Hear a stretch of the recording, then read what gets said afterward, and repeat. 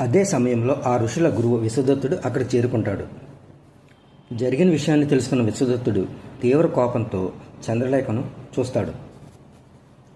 ఇక ముందు ఏ నరుని స్పర్శ నీకు తగిలినా నీ దివ్యత్వం అంతరించిపోతుందని శపిస్తాడు. ఆ మాటలు విన్న చంద్రలేఖ బాధతో ఆయన పాదాలపై పడుతుంది. దయచేసి క్షమించండి గురువర్య, నాకు శాప విమోచన చెప్పండి అని వేడుకుంటుంది. నీ వివాహం జరిగిన మరుక్షణం నీ దివ్యత్వం నీకు తిరిగి వస్తుంది అని విశ్వదత్తుడు చెబుతాడు. అప్పుడు చంద్రలేఖ కూడా ఒక మాట ఇస్తుంది.